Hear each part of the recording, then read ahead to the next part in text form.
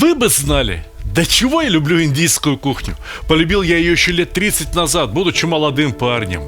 А индусы, которые проживали тогда в Дубае, очень любили курятину. Повсюду в Дубае можно было встретить небольшие магазины, где в клетках продавались еще живые курочки. Прям там резали и давай, иди, готовь, до свидания. Я скучаю по индийской кухне. И сегодня у нас будет День индийской кухни. История моей любви к индийской кухне подробно описана вот в этой книге «Казан, мангал и другие мужские удовольствия». Книга-то вышла уже 17 лет назад, но до сих пор продается как новенькая. Кстати говоря, в этой книге я упоминал медиум Мадрас карри в зеленых банках. И что вы себе думаете? Недавно возвращается из Дубая один мой хороший друг и привозит мне 2 вот такие баночки, на которых написано «Медиум Мадрас карри». Ровно тот самый карри. Он же читал мою книгу, а увидел на прилавке ровно такой карри, о котором я писал, уже больше 20 лет тому назад. Вспомнил и привез. Спасибо ему. Ну что, давайте готовить. Можно было бы приготовить вот как раз карри. Но сейчас, смотрите, какая погода. Солнышко. Погода-то шашлычная. Поэтому сегодня я приготовлю шашлык. Сегодня я приготовлю тикка-кебаб из курятины. И знаете что? Вот шкура, да? В принципе, можно было бы обойтись, конечно, в тикка-кебабе и без шкуры. Но мы вот такие шкурки не будем выбрасывать. И мы мелкие кусочки мяса, которые не очень-то нанижутся на шампуры, тоже не будем выбрасывать. Мы это все отложим на люля-кебаб. Кусочки мяса отдельно, кусочки шкуры, на которой, кстати говоря, есть немного жирка, отдельно. Ну а вот этот кусочек вполне себе ничего. Его можно разделить на 2. И такие шашлычные кусочки я буду откладывать отдельно. Именно их я замариную при помощи карри и приготовим шашлык. Будет супер шашлык. Ну а пока подойдите поближе. В принципе, курятина во всем мире устроена одинаково, так что посмотрите, как я с ней разделываюсь. Это, бедрышки, какая-то часть от бедрышек. Не очень крупных бедрышек. Видать, на самом деле были прям цыплята-цыплята. Шкуру сюда. Этот кусочек мяса в люля. Вот это тоже отрежем. С одного бедрышка выходит 2 кусочка, пригодные на шашлык, а остальные все в люля. Только не надо думать, будто люля это что-то такое второсортное. Рецепт приготовления куриного люля-кебаба я покажу вам в следующем ролике. Чтобы не пропустить этот ролик, необходимо подписаться на этот канал, необходимо поставить лайк, необходимо написать комментарий. Иначе, если вы не проявите никакой активности, YouTube уведомления о новом ролике может и не прислать. Имейте в виду. Куриные запчасти, которые пойдут на люля-кебаб, лучше сразу убрать в холодильник. Некоторые отказываются от грудки, когда готовят шашлык из курятины. Нет, дорогие мои, отказываться не надо. Но куриная грудка и куриные бедрышки должны готовиться раздельно, на разных шампурах. Шкура с куриной грудки тоже пойдет в люля-кебаб. О, да здесь еще и жирок есть.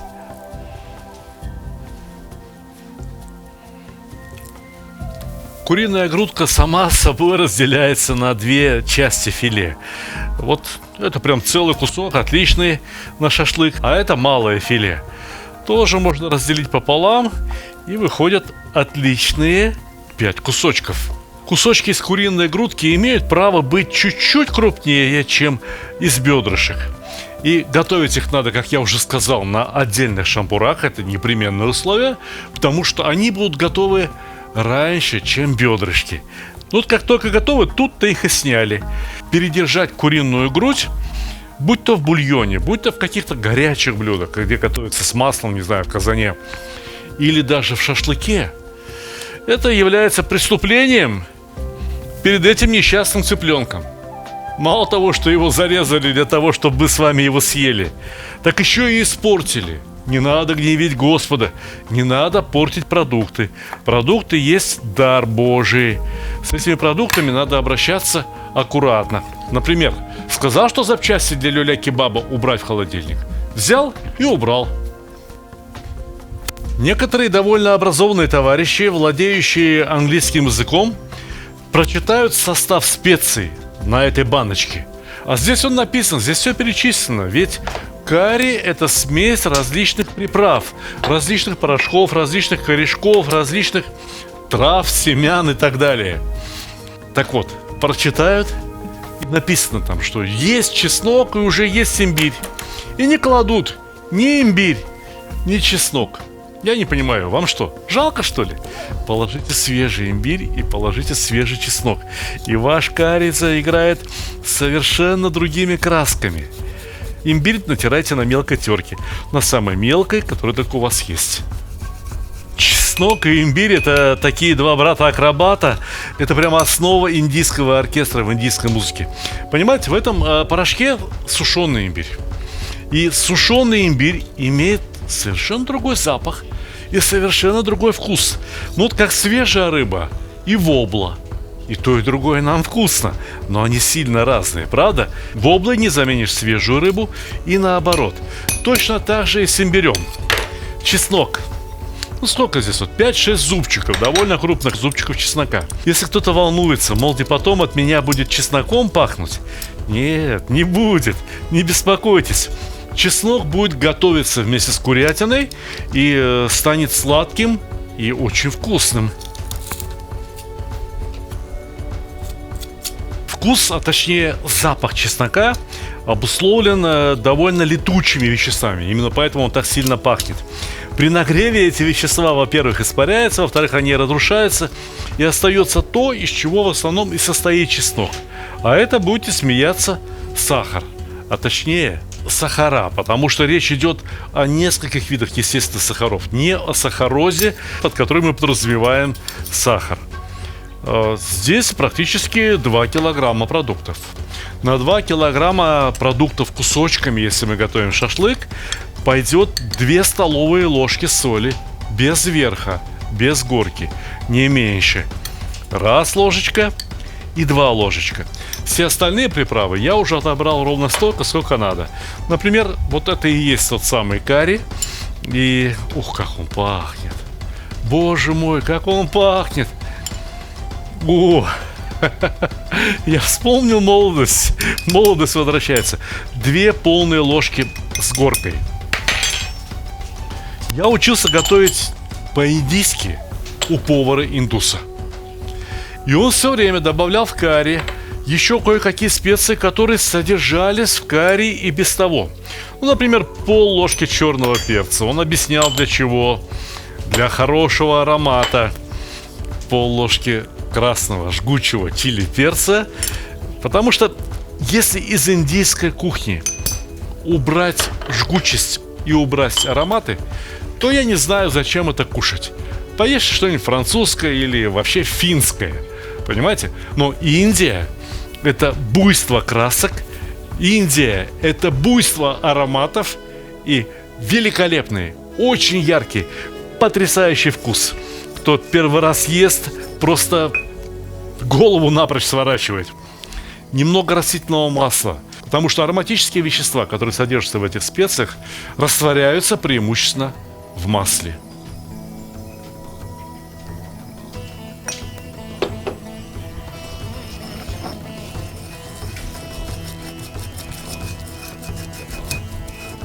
Меня могут спросить: Сталик, зачем? Все специи были в виде порошков. Зачем нужна ступка? Ну да, специи в виде порошков, а вот от чеснока остались довольно-таки крупные, ощутимые кусочки. И эти кусочки, как я уже только что сказал, состоят преимущественно из сахаров. Сахар сгорает на мангале первым. И эти кусочки чеснока станут черными угольками. Растирая их, превращая их в пасту, я равномерно распределю сахар, который содержится в чесноке, по всему маринаду. Ну а теперь в этот маринад осталось добавить только хорошего йогурта. Иногда индусы берут даже вот курт, знаете, среднеазиатский курт, размачивают и добавляют его в подобного рода пасты. Либо просто йогурт, но достаточно густой. Я взял обычную русскую сметану, которая, во-первых, достаточно жирная, во-вторых, достаточно густая, но теперь обрабатывать механически эту смесь слишком сильно уже не стоит, чтобы сметана не стала вновь жидкой. Я просто-напросто перемешаю сметану и полученную пасту из специй, чеснока и имбиря. И это будет хорошо.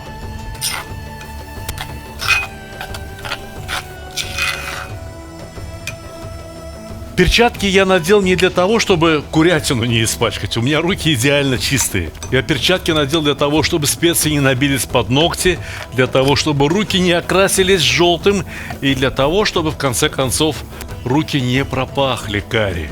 Я предпочитаю запахи отдельно. В тарелке запах отдельно, а от моих чистых рук не должно исходить никакого запаха вообще. Кажется, бедрышко у нас получилось в 2 раза больше, чем грудки, поэтому 1 ложку на грудки, 2 ложки на бедрышки. И так до тех пор, пока смесь карри не кончится. Да, смеси должно быть довольно много. Видели, сметаны я взял грамм 150, приправ тоже порядком. И вообще, в индийской кухне можно сказать, что люди едят специи. Не приправляют специями, а едят специи. Прям вот каша из специй. И это очень вкусно, и это очень интересно. Я понимаю, что есть некоторые люди, которые говорят: ой, убил специями весь вкус мяса. Ешьте что-нибудь шведское, ешьте что-нибудь такое, где не используются специи. Но индийская кухня – это без специй не обойтись. И это, я вам скажу, хорошо. Это очень хорошо. Вы в этом убедитесь, вы согласитесь со мной тогда, когда повторите в точности то, что я вам сейчас показываю. Мы с вами получим очень аутентичный индийский вкус и очень хорошее качество блюда. К сожалению, зачастую в индийских ресторанах не очень большое внимание уделяется качеству термообработки продуктов. Где-то там что-то может перегореть, где-то что-то может там пересохнуть, но индусы считают, мол, карри все скроет. Ну, как вот плохие архитекторы, они плющом закрывают все недостатки своего здания. Точно так же некоторые индийские повара, не все, я надеюсь, что не все, я думаю, что не все, прячут под соусами и под приправами недостатки приготовления основного продукта. Мы с вами так поступать не будем. В хороших книгах по индийской кухне написано, что вот такой маринад следует оставить как минимум на 8 часов, чтобы курятина пропиталась до самых своих основ. И на самом деле это так. Только есть одно дело. В Индии вы знаете, какая эпидемиологическая обстановка, и там довольно жарко и влажно. Поэтому они ставят все свои маринады в холодильнике. У нас с чистотой все в порядке. Эпидемиологическая ситуация не такая, как в Индии. Поэтому я могу оставить вот просто здесь где-нибудь на 2-3 часа. Сейчас плюс 15. И процесс маринования произойдет гораздо быстрее.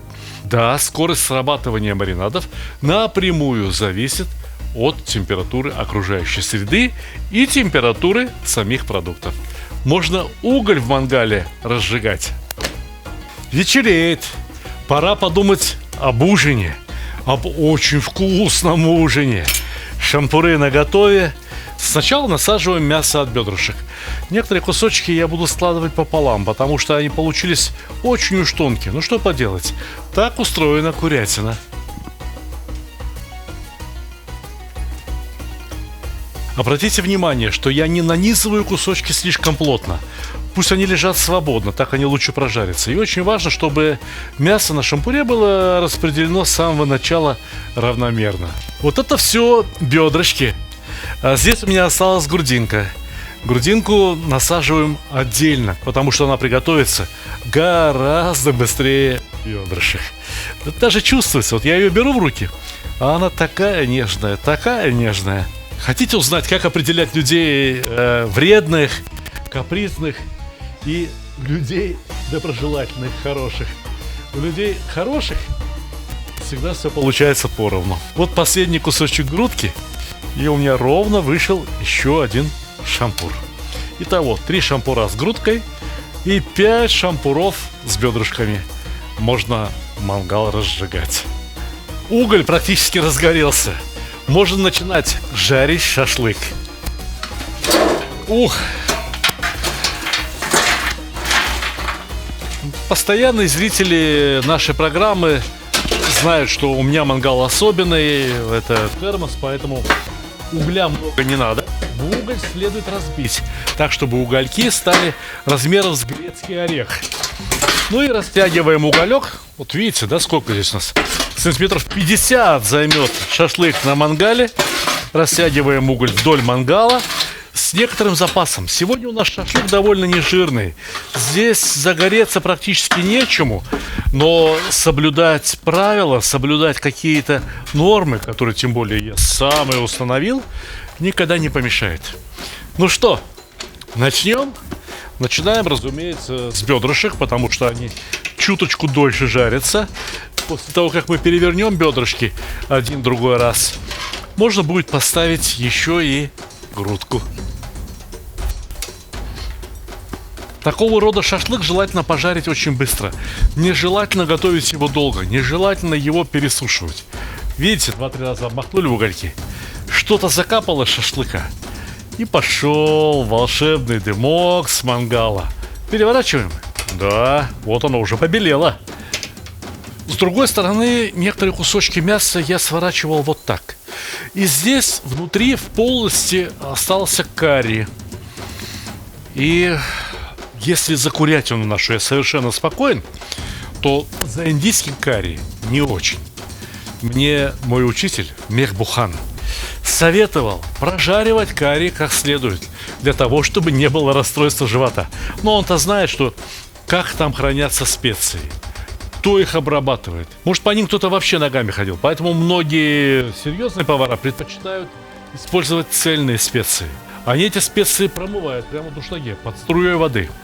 Дальше перекладывают их на сухую сковородку и подсушивают, поджаривают. От специй поднимается запах еще сильнее. Вот тогда эти специи перемалывают в ступки, и только потом из них собирается набор, так называемая масала. Есть тикам масала, есть гарам масала, есть тандури масала. Так вот, масала и масалык в наших языках означает ровно то же самое. Мы как-нибудь с вами используем и гарам масала, и тандури масала. Ну, понимаете, как переводится? Тандури масала. Что-то для тандыра, смесь приправ для тандыра. Гарам масала. Гарам на фарси это означает жарко. Вот, значит, горячая, согревающая специя, согревающий набор приправ. Самое время отправить и грудку. Видите, это шашлычок уже, так можно сказать, на процентов 40 готов. Грудке вообще необходим очень горячий прием, потому что грудка у нас цельная, да? И ее ни в коем случае нельзя пересушить, но надо хорошенько подрумянить, чтобы она выглядела аппетитно. Я не люблю, когда что-то выглядит очень как-то бледно, блекло, некрасиво. Одним словом, мне не нравится импотент фуд. Мне нравится, когда еда приготовлена так, как положено для мужчин, для нас, для здоровых, красивых людей. О, запузырилась. Ох, зашелестела, зашкварчала курочка.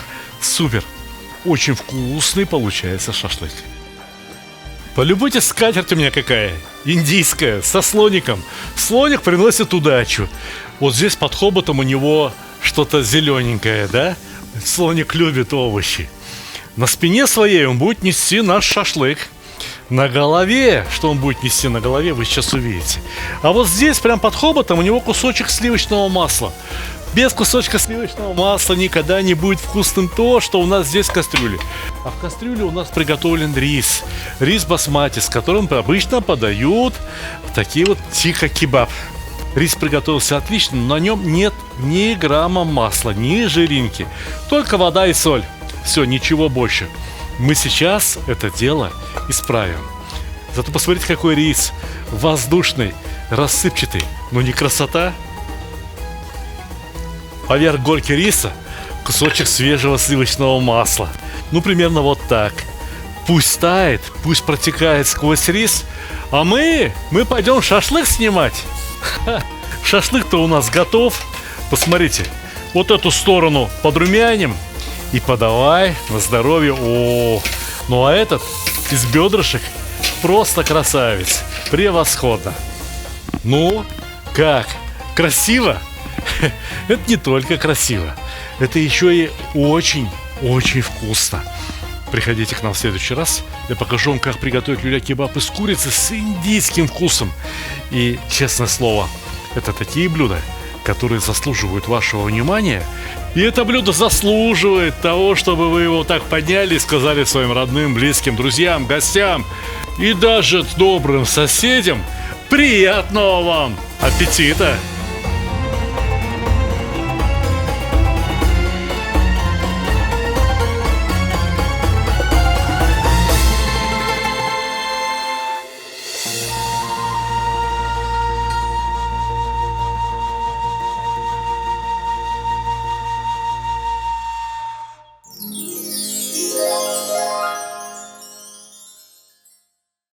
Дорогие друзья, если я что-то и сделал в своей жизни хорошее, то это кулинарные книги, которые я написал.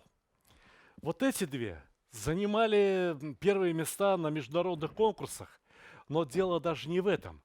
Когда их даешь кому-либо в руки, люди берут и говорят: дорого стоит, 1008 или 10.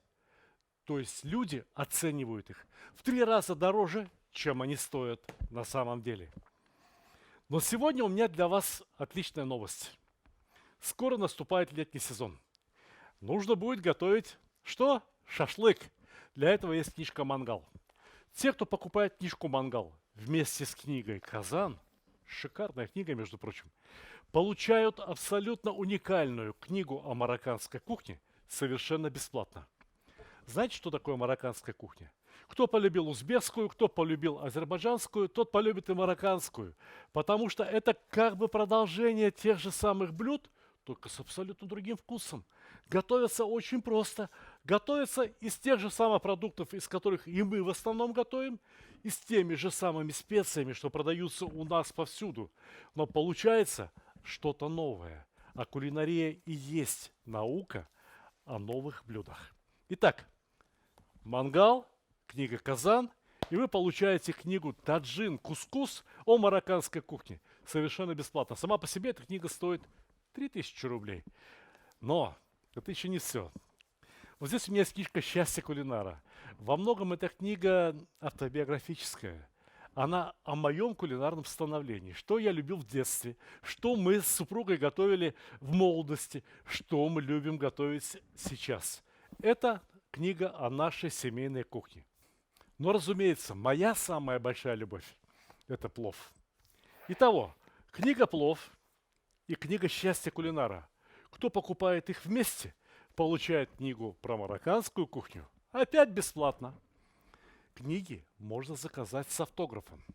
Вот эта книга нынче чемпион по продажам, потому что это самая новая книга, составленная по рецептам, которые вы выбрали.